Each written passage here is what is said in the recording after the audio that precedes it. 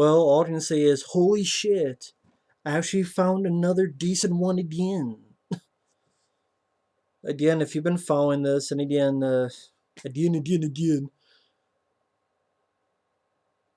First one I thought was okay, but overrated. I'm not a big fan of the film, but it's got its merits, especially the effects, the transformation scenes, and Dick Miller. The second one is dumb fun, over the top, Red Brown shooting werewolves in the face, Sybil Danny's titties, Christopher Lee. The third film, it was everything in the kitchen sink, PG-13 comedy. It wasn't funny. It wasn't boring. It was just shitty. Part 4 was boring as fuck, dull as fuck. At least it had some werewolf, a guy melting to a pile of goo, and some werewolf stuff at the end, but horrible movie. Part 5, apparently a lot of people like Part 5. I don't get it.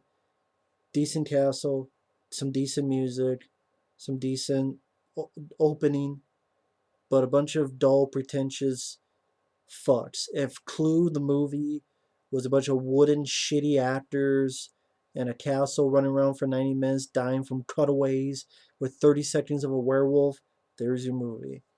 But anyway, I did rants on all those. It's a minute and a half in. Howling VI, The Freaks, I thought was rather decent. It was rather decent. I liked it. Hope Perello, I thought, did a decent job. The acting was okay. Brendan Hughes, Antonio Vargas, who was Huddy Bear in the TV show Starsky and Hutch. Bruce Payne is the villain. I like Bruce Payne. I like him as the villain in Passenger 57. Full Eclipse. Thought the story was pretty decent. You have a drifter that comes in the town, helps things out in this teeny tiny town, including a preacher guy, fixes up his church, ran a silly church montage with crappy music, but the lead guy did okay acting wise, not Oscar worthy or anything, but he did okay. He's got a secret, of course. He can't stay in town too long. This girl, who's the pastor, preacher, the religious guy's daughter, falls in love with the lead, has a crush on him, and the carnival comes into town with the freak show. This new guy ultimately joins. Half his face has spots, and he joins as the alligator man. The gator guy, he did good. Like, he looks normal, but just part of his face has little spots as if it was lizard-like.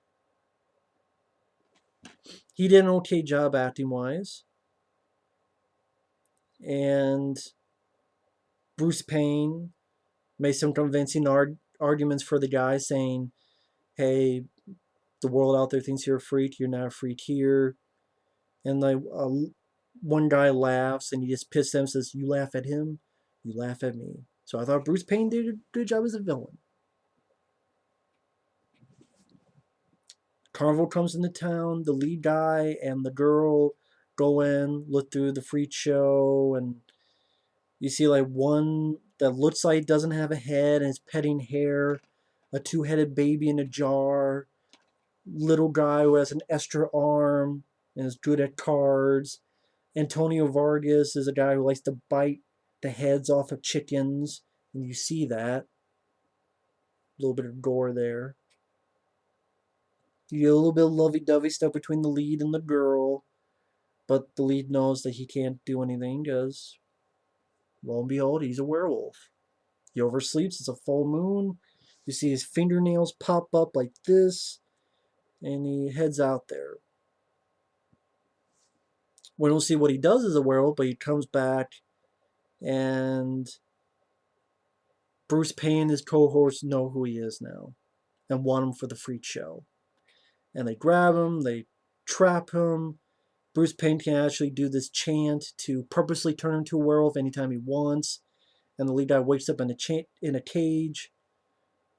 Now, granted, he also tells him that, oh, that girl you loved, you tore limb from limb, but it's pointless because like 2 minutes later, the sheriff comes by and tells him, "No, the girl's all right." So that was all pointless. And I like that the bars that the guy's in the cage, it's very bendy bars. Like you can literally just squeeze through. But okay, it's a low budget. But okay, story compared to a lot of the other ones, a bit refreshing. Decent actor. He's a werewolf, but he's a good guy at heart.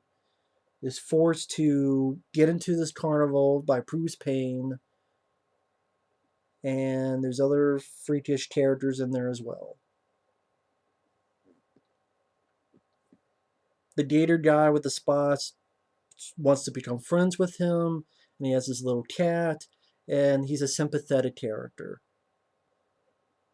Bruce Payne has the lead guy purposely turn to a werewolf in front of a crowd and gives the gator guy's cat to him, thinking the guy's going to rip it up. But the werewolf guy looks up at the guy who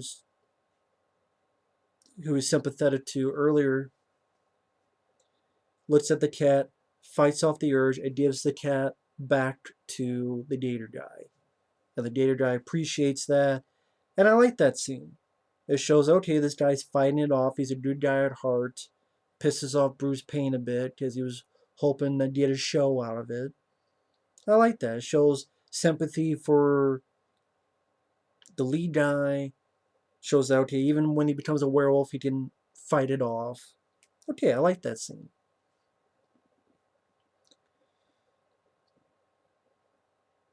The sheriff finds a dead body. Bruce Payne turns. We don't see what he turns into until later. But he kills the sheriff, and the sheriff's found with his chest open. And this movie's definitely not as dull as the last couple of movies, because stuff is actually happening. There's an actual story. It's not just people walking around shopping and talking and shopping until like an hour into the film, and then all of a sudden there's werewolves. It's not just 90 minutes of prickish, pompous assholes, dull as fuckers, walking around a castle, dying from cutaways. It's an actual story being told. I appreciate that. And the lead guy's being fucked with, stabbed by Huggy Bear, Antonio Vargas, and the guy has like these roaches he likes to eat, and the lead's able to steal them and use them to get the guy closer so that he can fuck him up and escape. And the lead guy and girl escape to somewhere where they get some lovey-dovey in a barn. I like this scene where the asshole mayor intrudes into Bruce Payne's territory, and we find out that Bruce Payne is pretty much a vampire, but an interesting, different kind of vampire, because this one, he kind of looks like the Jeepers Creepers, the Creeper, without wings. He kind of looks like the Creeper, because he's like black, or in certain lighting, like a darkish purple type of vampire. I mean, I'm like, that looks like the Creeper from Jeepers Creepers, just without the hat and the wings. The clothes the Creeper had. So I thought that was an interesting take to have for a vampire. And he bites the mayor's stomach, picks him up, and drives him like through the roof of the like trailer Bruce Payne's in, right through the top of the roof. I thought that was interesting. And we found a backstory that Bruce Payne had killed the lead guy's family, and the lead guy wants to fuck the Bruce Payne up. Yeah, a little bit of the preacher. Yeah, a little bit too much of the, oh, the devil, we gotta stop this, thinking that the lead guy, the werewolf, is a demon, a devil, but then he finds out that Bruce Payne is the evil one.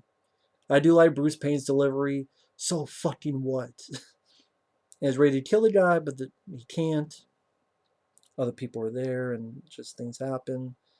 Bruce Payne takes his hunting party to kill the lead guy, and I liked it that the hunting party see that this is just a regular guy. He's like, well, we can't kill him.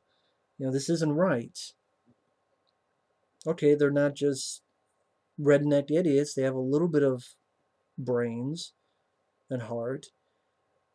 And Bruce Payne gets pissed and turns over a truck and chases after the lead guy. The girl and her dad, the pastor, religious guy, help out. The girl kills one of the freaks. The father does a bow and arrow to the other one. And the lead is chased through the carnival by Bruce Payne, who's this Jeeper Creeper looking vampire. And the gator guy helps out by doing the chant to make the guy lead turn to a werewolf. But unfortunately, that guy gets bit. The gator guy. And then the werewolf vampire fight, I wish there was more to it. I wish it was a little bit more elaborate of a fight. Like a little bit more of an elaborate fight. It's like once the guy turns to a werewolf, it kind of ends very quickly. Because they're like struggling, and he stabs this thing into Bruce Payne's vampire like right around here. Looks up, sees a tent. There's some daylight in one of the holes. Comes up, rips the tent with his claws, and Bruce Payne's character dies by sunlight. And his skin sort of dry melts, like drifts away as if it was dust. Which looks cheap, but, still a little bit fun. Again, cheap, but fun. And I guess the gator guy is still alive because lead guy picks him up and they walk off. I guess because, they can't be with the girl. I don't know why, because the girl seemed okay with it, and I guess because they need to move on and do the David Banner, do do do do do do do do do do do. I don't know why I keep doing this, but keep the David Banner doesn't have a hat. I don't know why I keep doing this, but just going off, walking all down the road, and movie ends. I mean, the film has some pacing issues. There's some slow spots. I wish the fight between the werewolf and vampire at the end was more intricate, more to it, more back and forth. Seemed like Bruce Payne's vampire died very easily when the guy turned to a werewolf. The acting's okay. I'll be honest, I wish there was a little bit more gore. I wish there was a little bit more of actual freaks in the carnival. Like that maybe the werewolf guy and others, the girl and the preacher had to battle with. Like more of the freakish. Because like a guy who I think he was the one who was half man, half woman, and like a little guy. That's really all they had to deal with. They being his girl and her dad. And Terrell Vargas, like the next time we see him after the lead escaped and the guy got his roaches, he's like in a wall and he's dead. And I guess Bruce Payne killed him off screen, and we see his dead body, but that's it. So I don't know. It's just you could tell it's a cheap budget. I wish there was more action. I wish there was more fights. I wish the ending was a little bit more bigger, maybe with a bigger budget. The montage, fixing up the church montage with the music, isn't that music kind of sucks. The score, I can't remember the score that much, good or bad. Again, but overall, I thought it was a decent film. It told a decent enough story, dealing with the circus, dealing with the carnival, Bruce Payne's character, a Jeepers Creeper looking type of vampire. The lead guy was decent. Them trying to force this werewolf to be part of this freak show. It definitely made it a little bit different than the other films. I just don't know why this was called Howling VI. Why it could have easily just been another title. You could have easily put another title onto this. It didn't need to be Howling VI. Of course, you could say that for pretty much all the sequels, but either way, I thought this was a decent film. I thought it was a decent movie, and I didn't mind it. I didn't mind it. Anyway, that's my thoughts on Howling VI: The Freaks. I'm doing this because I know what's next. I ranted on that film again. I've ranted on that film in the past. I gotta do it again. Howling 7: New Moon Rising. One of the worst fucking movies I've ever seen in my life. And I gotta rant on it again.